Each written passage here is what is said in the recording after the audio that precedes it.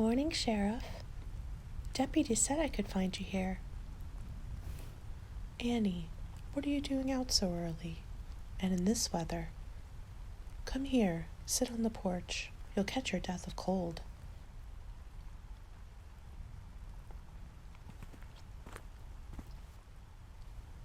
Just thought I'd bring you some breakfast. Haven't seen you much in town lately. You doing all right? I'm okay. Just needed a break from the hustle and bustle of town life. Mornings like this, they make me melancholy. I don't know. Just gets me thinking about home. What happened? What could have been? You ever been in love, Annie? No, ma'am. Can't say that I have. Been dreaming about it, though. About a dashing cowboy, sweep me off my feet. I'll tell you, Annie. Love isn't like it is in the storybooks.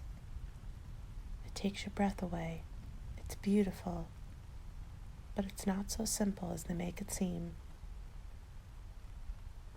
Love is like a storm that rolls into town and leaves nothing but the foundation left in its wake. Love is like a rabid dog that grabs hold of you and won't let go, no matter how much of a fight you put up. Love is like a sunny autumn day under a tall, shady tree, a day that you wish would last forever, but that you know is not long for this world, because the leaves are already starting to turn, and winter is just around the corner. Let me tell you about love, Annie. My love.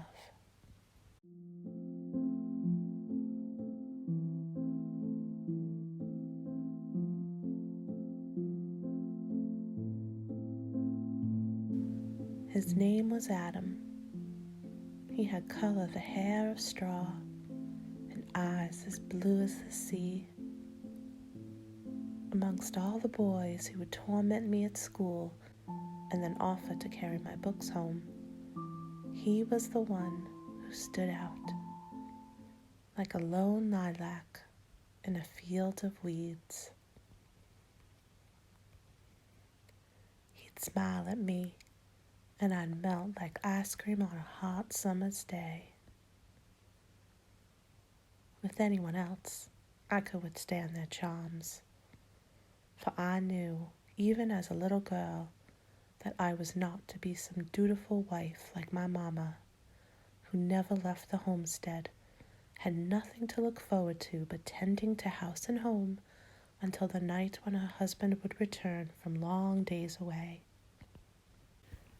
No, I swore I would never get married, never be the obedient wife. I was going to have adventures. I was going to leave Carson City and travel the West. I would do whatever a man could do. Ride, hunt, shoot, kill if I needed. My pa reckoned I was a famous gunslinger in a past life, and the spirit of that man filled me with purpose and rage. Nothing was going to stop me from that purpose. Nothing until I met that boy with the blue eyes. It's funny how love can make you forget where you stand.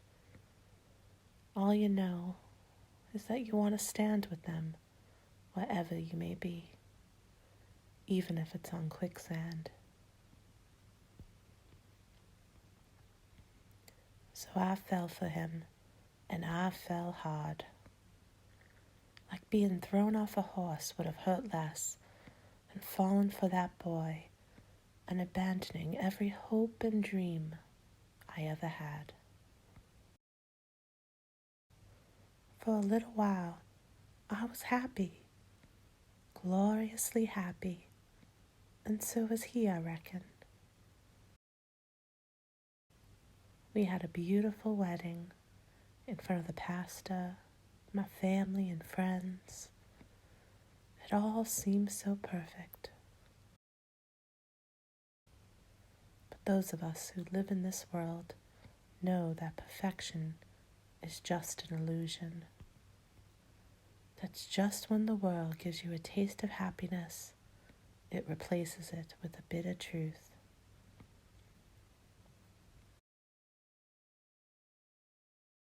I always suspected Adam was too pure for me, too good. He was like the snake that tempted Adam and Eve with the promise of something better than they deserved. Like I said, I was not made to be a dutiful wife, and as much as I tried to play the part, I am not that good of an actor. 2 months in that house, 2 months after marriage, I knew I needed out. The house became suffocating, like a straitjacket that hugged me tighter as I struggled. It didn't matter how much light he brought into that house, for all I could see was the darkness. So instead of looking for more light, I delved deeper into the darkness. I walked into the town saloon and didn't walk out again. I drank until the world became a fuzzy mess of shapes and sounds. I played poker until I lost every coin in my possession. I brawled with men 3 times my size just to see how much pain my body could take until I actually felt it. I never left that saloon. Only a shadow of me did. Adam couldn't understand, nor could my family.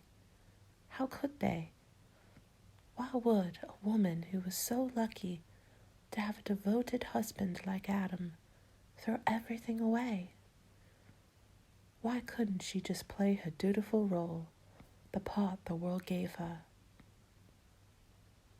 Maybe there was a devil inside of me, drawn closer to the darkness. I don't know. All I knew was that I wasn't going to stop until the fire in my belly was extinguished, or it was freed and unleashed upon the world. And on the 90th day, after I married that beautiful man, on a Sunday that promised a day of rest, I found nothing but reckoning. Jacob Cobb. A name I hadn't considered much before that date. He was just one of those random shapes and voices that floated through the saloon that had become my resting place. Jacob Cobb. That name is now etched in my memory book for all time. I can vaguely recall him playing a game of poker with me and us quarreling because he accused me of cheating. I don't remember much, but what I do remember so clearly, like it was yesterday, was Adam. Him walking into the saloon, his eyes, which were usually a sea of calm waves, now a tsunami of concern. I can still feel his hand on my shoulder as he attempted to guide me out of the saloon. "Let's go home," he said. "Come home with me." And all at once it became clear. Home was not a prison I feared it to be. Home with him. Maybe it wouldn't be so bad after all. Maybe I didn't have to let my fears destroy my future. I could make a home with him. Maybe, just maybe, we could be happy. In that moment, there was no sound, no smells, just his touch. His other hand is in mine, and slowly we walked towards the light. It was so sunny that day, promising hope, pulling me out of the dark and dismal hole I had dug myself. But as Adam helped me climb out of that hole and into the light, he tripped. For a moment I just looked at him, wondering, why was he falling? He was of the light. He couldn't fall. That's when I felt a tug, and I too was falling.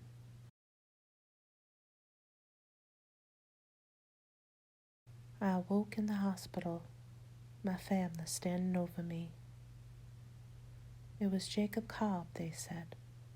He had shot me over a matter of $30. The bullet had passed through me and into Adam. Like a cruel irony, I had survived, and he had not. I laid there in that hospital bed for 3 days, not mourning, not cursing God or the world as one might imagine. No, I thank God that day had given me what I asked for, a purpose. As I said, I had not deserved Adam. He was of the light, and I belonged in the dark. I pulled him into it because for one fleeting moment I believed that I could join him, and that got him killed. No, I knew where I belonged now, in the dark, with the others. And as long as I was there, I might as well clean up the place, starting with Jacob Cobb. My pa had prepared me and my siblings for the horrors of this world. He had seen evil in his job as a marshal, and he knew he needed to teach his children how to survive. So I had everything I needed at my disposal. Skills, guns, bullets. What I didn't have was his blessing. He knew what this quest for revenge would do to me, and he wouldn't allow it. But I was not one to let a man tell me what to do, even if he was my pa. So I marched into that jail cell where they were holding Jacob Cobb, and I sent him to meet his maker.